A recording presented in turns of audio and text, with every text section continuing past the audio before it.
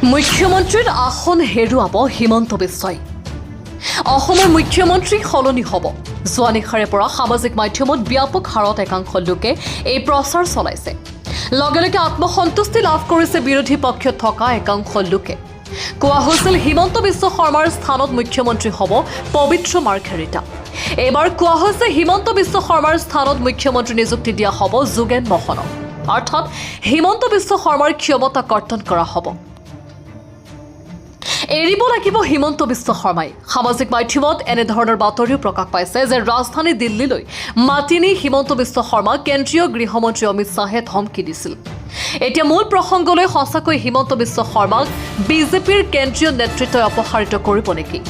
সৰ্বানন্দ সোণোৱাল মুখ্যমন্ত্ৰী হৈ থকা সময়ত মুখ্যমন্ত্ৰী সলনি কৰা হ'ব বুলি নিৰ্বাচনৰ সময়ত বিজেপি কোনো ইংগিত দিয়া নাছিল। কিন্তু নিৰ্বাচনৰ অন্তত সোণোৱালৰ স্থানত মুখ্যমন্ত্ৰীৰ দায়িত্ব দিয়া হ'ল হিমন্ত বিশ্ব শৰ্মাক। দেওবাৰে ৰাজধানী নতুন দিল্লীত অমিত শ্বাহক সাক্ষাৎ কৰাৰ কথা মুখ্যমন্ত্ৰীয়ে নিজাববীয়াকৈ ঘোষণা কৰিছিল। মুখ্যমন্ত্ৰীয়ে অমিত শ্বাহক সাক্ষাৎ কৰি জুবিন গাৰ্গৰ চাৰ্জশ্বিটৰ বিষয়টো আলোচনা কৰাৰ কথা সংবাদ মাধ্যমক জনাইছিল। এতিয়া প্ৰশ্ন হ'ল হিমন্ত বিশ্ব শৰ্মা এতিয়া ক'ত আছে? খবৰ অনুসৰি মুখ্যমন্ত্ৰী আজিৰ দিনটোত আছে বিহাৰত। হিমন্ত বিশ্ব শৰ্মাক বিহাৰৰ নিৰ্বাচনৰ প্ৰচাৰ চলাবলৈ কোৱা হৈছে। হয়তো আজি নিশা বিহাৰৰ পৰা মুখ্যমন্ত্ৰী গুৱাহাটীলৈ উভতি আহিব। বিজেপিৰ সূত্ৰই দাবী কৰে কোনো ক্ষেত্ৰতে মুখ্যমন্ত্ৰী সলনি কৰাৰ কথা বিজেপিৰ নেতৃত্বই চিন্তা কৰা নাই।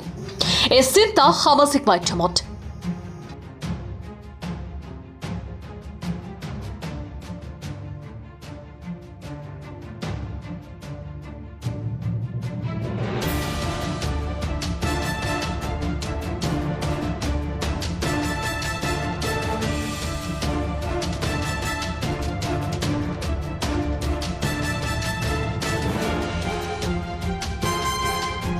News Desk Report, Brahmaputra Valley News.